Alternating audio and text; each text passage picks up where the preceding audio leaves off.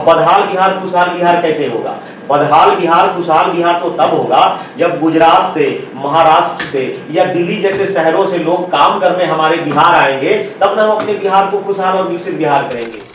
विकल्प के अभाव में मुस्लिम समुदाय क्या करता है? कल बीजेपी के डर से या जो हमारे बोर्ड के ठेकेदार हैं वो उनको बीजेपी का डर दिखा करके उनके वोट को कहीं ना कहीं राजद गठबंधन में शिफ्ट कर रहे थे, और मुस्लिम कम्युनिटी के पास क्योंकि कोई ऑप्शन नहीं था इसलिए वो बीजेपी के डर से राजद को वोट कर रहे थे।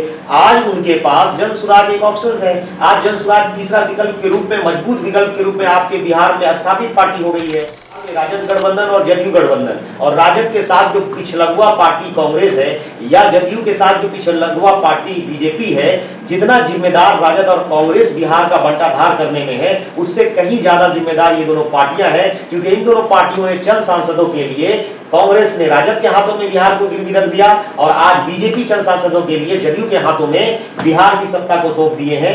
बिहार की जो जनता है कल भी पिछड़ा हुआ था, और हमारा बिहार जो है 35 साल पहले भी पिछड़ा राज्य था, और आज भी बिहार देश का सबसे पिछड़ा राज्य है। इसलिए वोटर अब जागरूक हो गए हैं, इन दोनों के प्रलोभन में आने वाले नहीं। 35 साल से मुसलमान जो है 2 गोली खा रहा है, राजद वाली गोली भी खा रहा है और जदयू वाली गोली भी खा रहा है, और शरीर में जो उनकी बीमारी है उसका कोई इलाज ही नहीं हो रहा है। तो इस बार बिहार चुनाव में जो 2025 का चुनाव होने वाला है, जन सुराज नाम की एक गोली आई है। मुसलमान इस बार उस गोली को खाकर देखेंगे, हो सकता है कि उसके जीवन में कोई अमूलचूल परिवर्तन हो जाए। 2025 का विधानसभा का चुनाव होगा वो जात पात से ऊपर उठ करके होगा। इस बार विधानसभा का जो चुनाव होगा वो जनहित मुद्दे पर होगा। इस बार विधानसभा का जो चुनाव होगा वो अपने बच्चों की शिक्षा और अपने बच्चों की रोजगार के लिए होगा, क्योंकि मैडम वोटर भी जो है ना अवेयर हो गए हैं और चालाक हो गए हैं। दो ही धुरी की राजनीति को इन्होंने बड़े करीब से देखा है। आप देखेंगे कि नाथनगर के बाढ़, बहुत सारे क्षेत्र ऐसे हैं जो बाढ़ ग्रसित हो गए हैं। तो पिछले 35 साल से मुसलमान का एक बहुत बड़ा तबका आरजेडी को वोट करता चला आ रहा है। परिणाम क्या हुआ कि 18% की आबादी है बिहार में मुसलमानों की, और बिहार का सबसे पिछड़ा कौम मुसलमान है।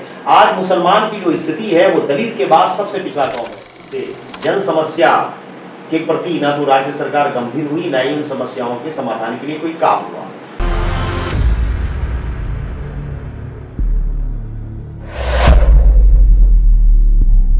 नमस्कार, मैं अरुणिमा।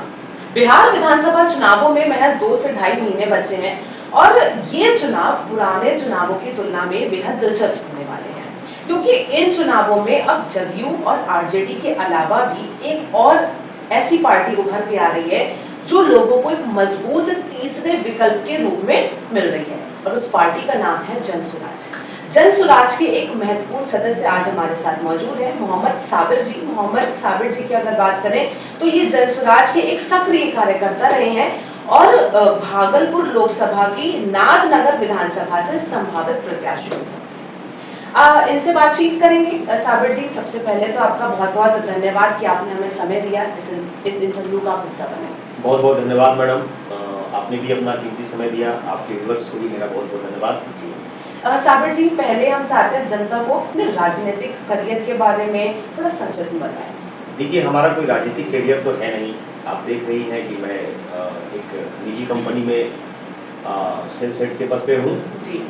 मेरा कोई राजनीतिक बैकग्राउंड तो रहा नहीं है जी। हाँ, एक समय में मैं दर्जी यूनियन का जिलाध्यक्ष के रूप में काम किया हूँ, और साथ में मैंने पहली बार पंचायत चुनाव 2011 में पंचायत समिति का चुनाव मैंने लड़ा था। शुरुआती दौर से ही जनसुराज की युवा हुआ हूँ, और जनसुराज की व्यवस्था ने मुझे सबसे पहले जिला के कार्यकारिणी समिति में रखा जी। उसके बाद मैं काफ़ी एक्टिव मेंबर के रूप में जनसुराज से जुड़ा रहा। फिर मुझे जिला में जिला सचिव का पद दिया गया। उसके बाद प्रमोट करके मुझे जिला का उपाध्यक्ष बनाया गया। अभी पिछला 2 महीना पहले मुझे चुनाव प्रमंडलीय अभियान समिति का सदस्य बनाया गया है। साबिर जी, अगर नाथनगर की बात करें, क्या मुख्य समस्याएं हैं, और आपको क्या लगता है कि वर्तमान विधायक ने कहां-कहां ऐसी कमियां उनकी रही हैं, लूप होल्स क्या रहे हैं? देखिए, समस्याएं तो पूरे बिहार में हैं। 20 वर्षों से जो सत्ता पक्ष में बैठे हुए नेता हैं, बिहार का कोई भी ऐसा क्षेत्र नहीं है जहाँ पे विकास हुआ। अगर रोड नाला को आप अपवाद मान लें, हमारा नाथनगर विधानसभा का जो क्षेत्र है वो भी बिहार का ही एक विधानसभा क्षेत्र है।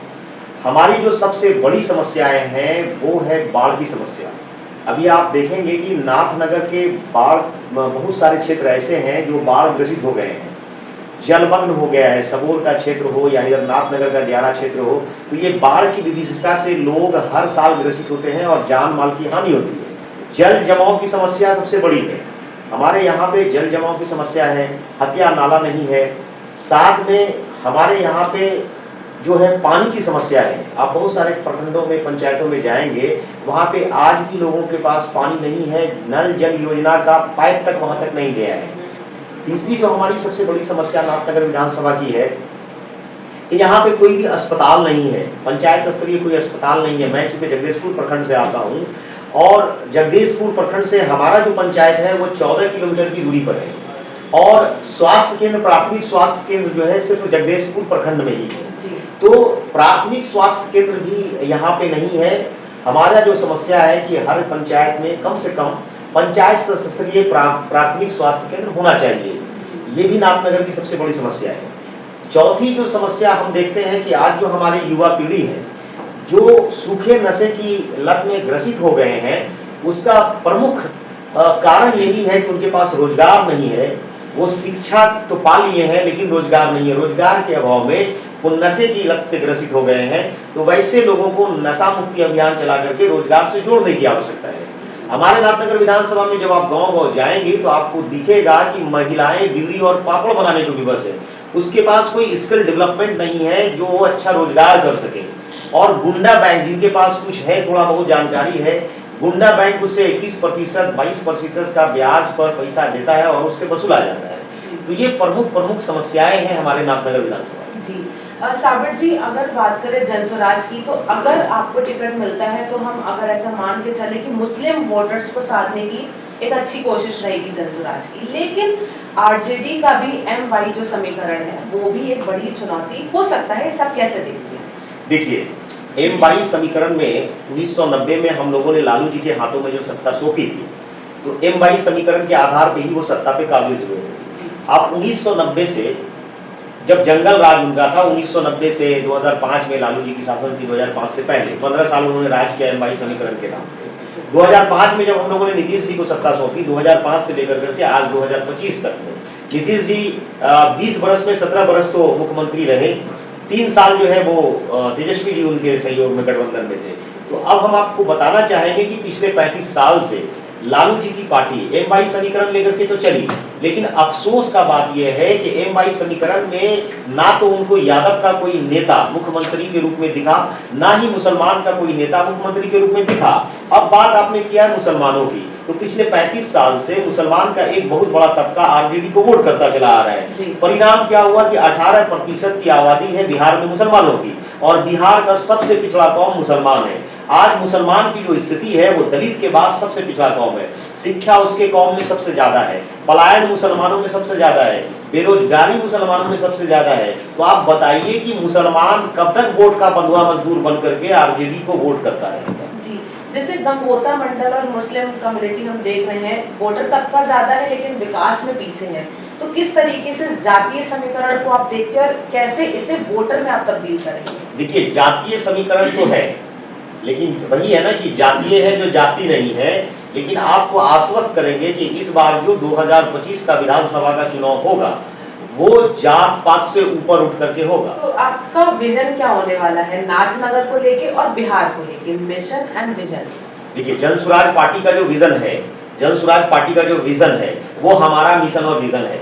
जनसुराज पार्टी का विजन यही है कि बदहाल बिहार को खुशहाल बिहार ले जाना है। अब जनसुराज का जो प्रमुख एजेंडा है कि हमारे जो साथी पलायन कर गए हैं और 10 से 15 हजार रुपए की नौकरी करने के लिए प्रदेशों में विवश है, उनके लिए रोजी रोजगार की व्यवस्था यही करना है। और हमारे जो बुजुर्ग हैं जिनको 400 रुपये के नाम पे भीख दिया जाता था और जनसुराज की ताकत ने नीतीश जी को 1100 रुपया करने पर मजबूर कर दिया। हमारे जनसुराज की व्यवस्था अगर आती है तो 2000 हम पेंशन भी देंगे, 15 साल के बच्चे को उच्च स्तरीय फ्री शिक्षा देंगे।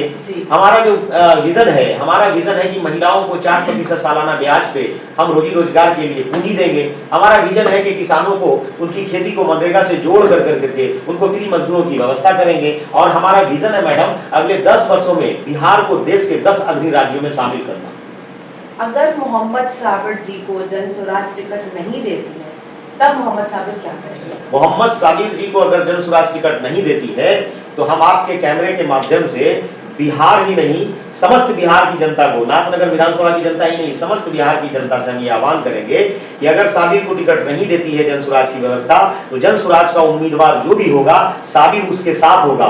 और जनता से ये निवेदन करेंगे कि अगर जन स्वराज का उम्मीदवार योग और अच्छा नहीं होगा, उससे कोई योग और अच्छा उम्मीदवार होगा तो आप वोट उसको कीजिएगा। तो ये थे मोहम्मद साबिर जी हमारे साथ, और इन्होंने बताया कि किस तरीके से जो इनका नाथनगर को लेकर विजन है वो वही है जो जन स्वराज लेकर चल रही है। और इन्होंने ये भी बताया कि अगर इन्हें पार्टी से टिकट नहीं मिलता है तो जो कोई और भी अन्य उम्मीदवार होगा उसके साथ भी ये लोग कंधे से कंधा मिलाकर चलेंगे, क्योंकि जो मेन फोकस है वो जन स्वराज को बिहार में लाना है। साबिर जी आपका बहुत बहुत धन्यवाद, और फिलहाल के इस इंटरव्यू में इतना ही, मुझे दीजिए इजाजत, नमस्कार।